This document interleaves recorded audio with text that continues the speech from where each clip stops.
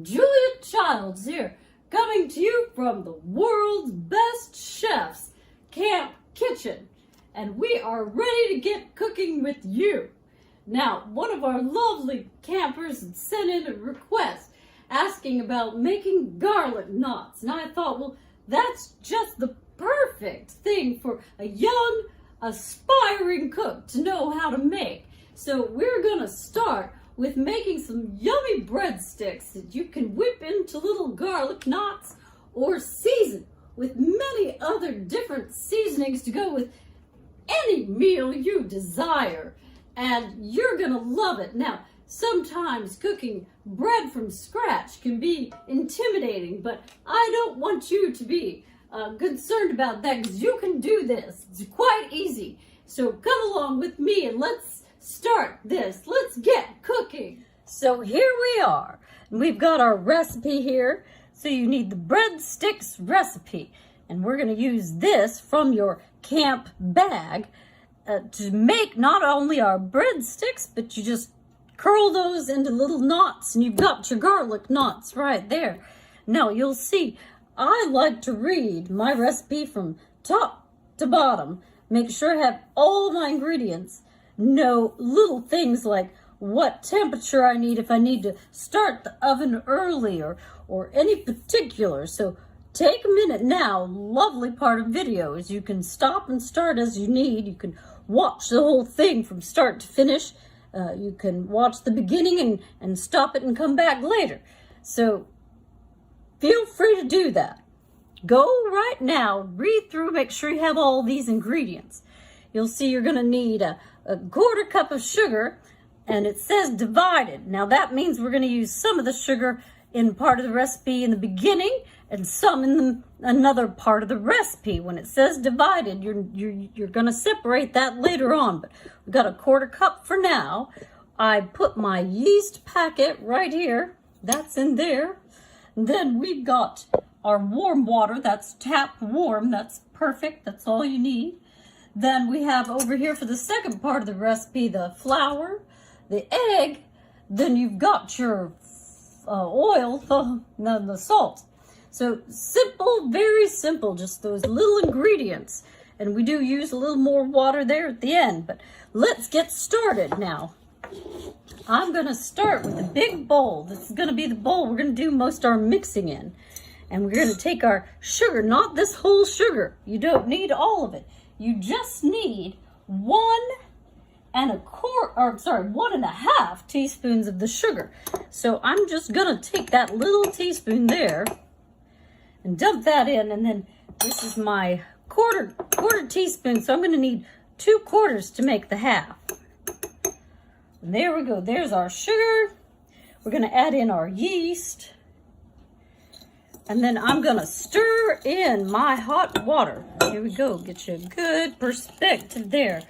Now, you're gonna find these are just delightful, yummy, and easy to make, and you're gonna start making them all the time. Now, whisk this together, and then it's gonna dissolve. That sugar and that yeast is gonna activate with the sugar in the water like a science experiment. It's just lovely. Now, once you get it really mixed up, we're going to go ahead and set a timer. Roughly 4 minutes. It's going to start to foam up a little on its own. Now, this looks like foam, but this is just the mixing that caused that. You need to let it sit. Here, looking pretty good. So let's let that sit for 5 minutes. And while it's sitting, we can go on to the next step. Okay, now while that's setting aside, I brought all our other ingredients together. We have our flour, and we're going to add to that our remaining sugar.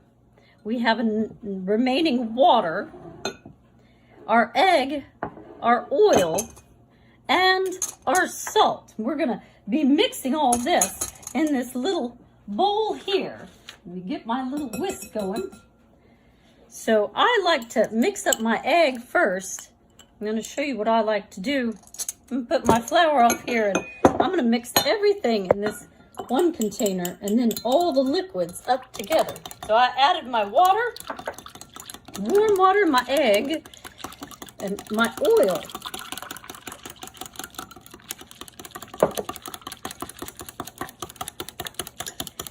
Then our salt. And that remaining sugar.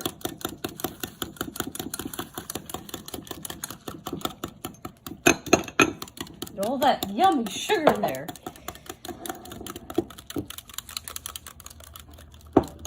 All right.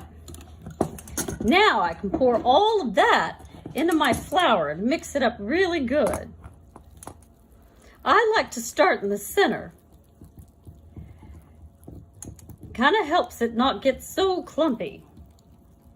Now, if this is too soft, you can always add in a little more flour later.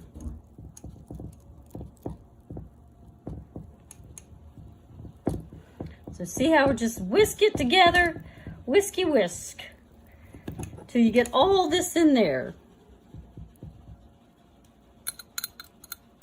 There we go.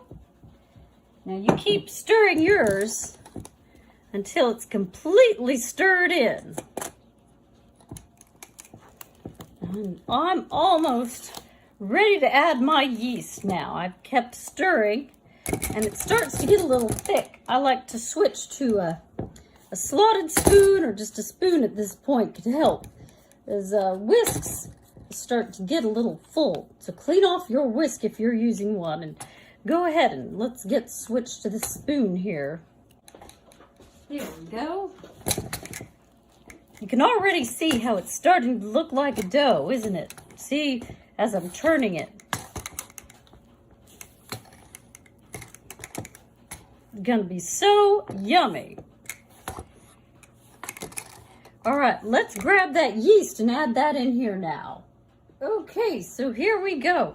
You can see how it's kind of looking creamy, our yeast, and it's a little thick and foamy at the top. I'm gonna pour all that in. And then we're gonna mix that in good too. Then we're ready to just get to kneading the dough. That's my favorite part. It's like playing with that Play-Doh. Very fun to make bread because you get to do fun things with it. So don't stir too quickly or you'll slosh all over the place. What I find, the first few times you stir it in, be nice and gentle. That's gonna be scrumptious. Now, right now, I'd say it might need a little flour. If it's this wet, you want to just add a little at a time, like a tablespoon, stir it in. If it's really wet, you want it to be like elastic. Kind of. Okay, so you can see here how it's starting to stretch, get kind of elasticy. That's what we're going for. I'm just gonna get it, starts to pull away. That's getting right where I want it. Maybe a little more flour, and then we're gonna be ready to top that on a tray and start our kneading. So when your dough starts to look like that, you're about ready.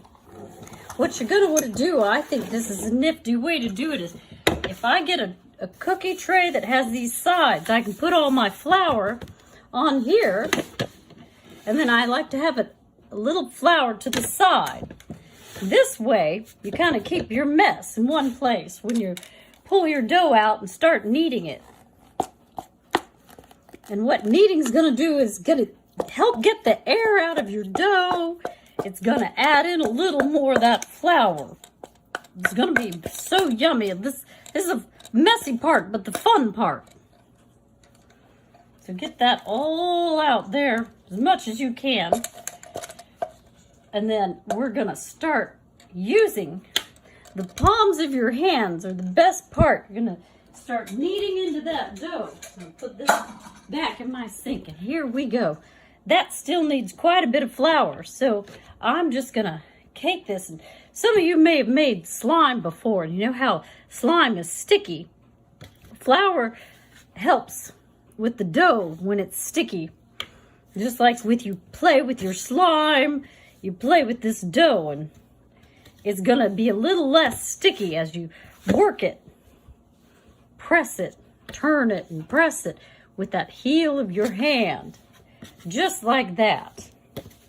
Now you're going to need to do this for quite some time, like six minutes or so, and sometimes if it's really sticky, maybe even longer, because you don't want it sticking to your hands like it is here.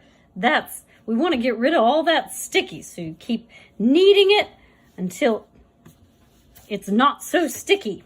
Use all the flour you need, but little bits at a time. Don't dump all of it at once, just like a tablespoon or so at a time as you knead that in. So I'm going to keep working on mine. You keep working on yours, and the magic of video will be back in a second. So here we go. You'll see my dough, I think it's about ready. It's not really, I've washed my hands, but it's not sticking to my hands so much anymore. I've got most of the flour in here. I really kneaded it well. So when your dough's looking like this, you've gone 6-8 minutes, you're good to go. So let's get this rising. Now that's the next step. We're gonna take this big bowl I've got here, this really big bowl, and I've got about a tablespoon of oil here. I'm gonna pour it in my bowl, and then I'm gonna go around the bowl and try to coat the inside. You see how I'm coating it up the edges? You might even use a paper towel if that's easier for you. Rub that oil all around. That'll keep the dough from sticking in your bowl.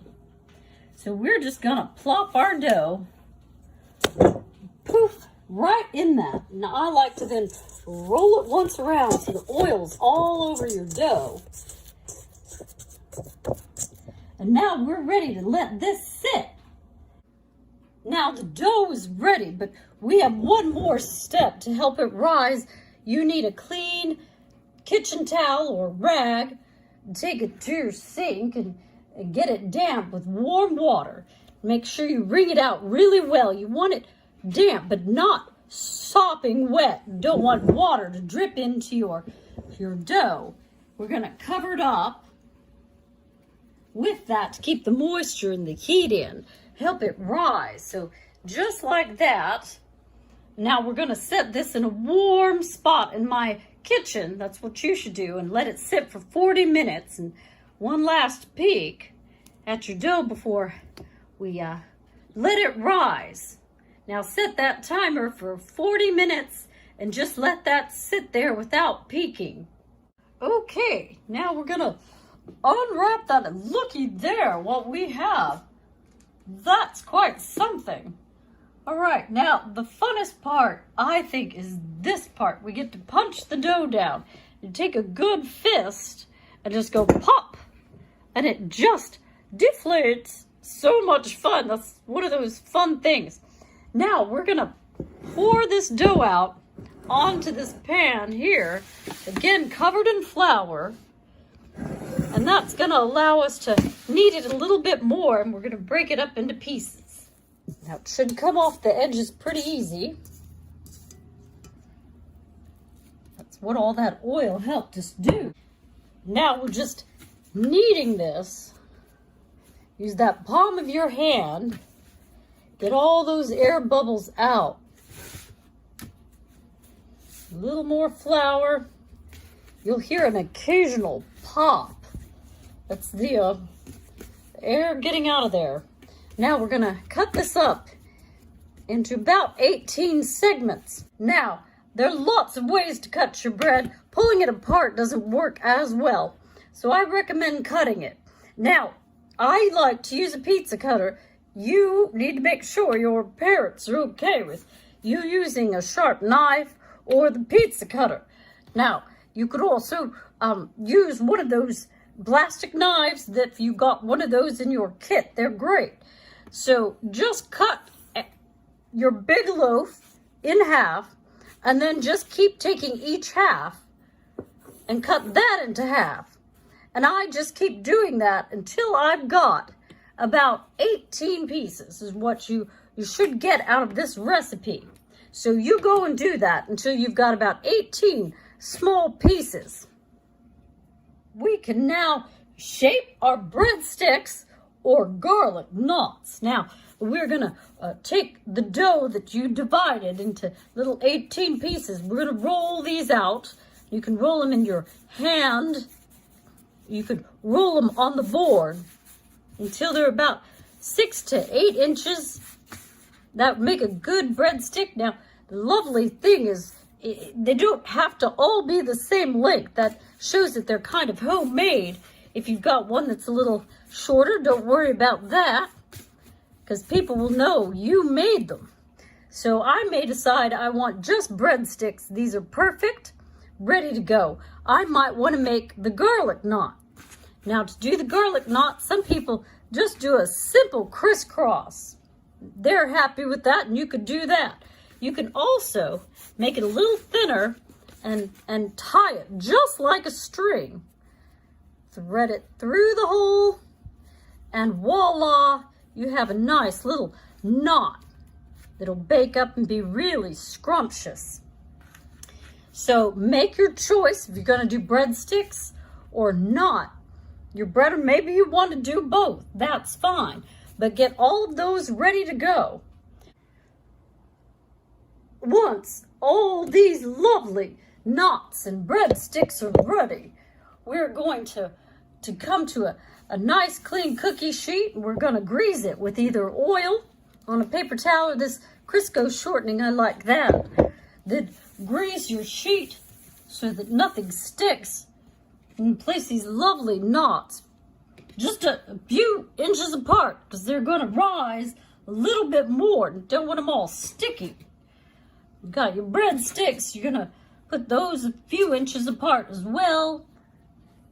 Then we'll take that same rag you used before, or same kitchen towel that was clean, and get it damp again with warm water, and squeeze every drop out just so it's damp, not dripping. And we're going to lay that right on top of these lovelies and let them rise one more time for 25 minutes. And while these are rising, we're going to go ahead and have that oven ready at 400 degrees. And that magic of video, 25 minutes can just pass like a blink of an eye. Look at these beautiful knots that are ready to go in that oven. And then I also have all these wonderful breadsticks here ready to go as well. And they need to bake for about 10 to 12 minutes. We're just going to slide these in just like so, and set a 10-minute timer. And we're going to have yummy breadsticks and knots. And voila! Looky there. Aren't those scrumptious? Now, they are ready to pull out right away. I can see that. Look how brown and toasty those have gotten. They did rise more than usual. Sometimes on a hot day, you bake. So we're going to pull these out. I'm going to let them cool just a bit. While I'm doing that, we're going to make a topping to brush across. Those breadsticks and knots are ready to eat right now. They just look so yummy, but they'll be even better if we put more butter on them. The more butter, the better, I say. So take about 4 tablespoons of butter in a microwave-safe dish, and you're going to melt that. And then you can add any kind of seasonings to the butter that you really like. It might be about a half a teaspoon of garlic, salt, maybe some Parmesan cheese. If you want to do something that's very Italian, maybe you just want the garlic flavor and you've got fresh minced garlic you can put in here. Or maybe you want to add parsley flakes, or, oh, looky here. There you go for Italian seasonings. And if you have a sweet tooth, go ahead and mix in some cinnamon and sugar and drizzle that on top. That'll be fabulous. So let's get that going. I melted that butter, added that garlic, salt, and I'm just gonna, if you don't have a brush, use a little spoon and you can drizzle it all the way across these. If you just want butter, that is perfectly fine. These are just gonna be fabulous with any meal you have. a snack, put one on a salad. Oh, yummy, yummy. So that's it for today. We've created these lovely garlic knots and these amazing breadsticks. I just can't wait to, I've got to try a little. Perfection. Now, next time you might decide to change up the recipe, add something, decide what you liked and didn't like. Always keep a recipe handy and write your notes on it. I find that's very helpful for me. But what's wonderful is you can make these for any meal. You can keep them with just butter and have jam on them for breakfast, or whatever type of meal you're putting together, whether it's French or Italian. You can add different spices on top just to make it perfect with that meal. So I hope you learned something and tried something new, and don't stop cooking.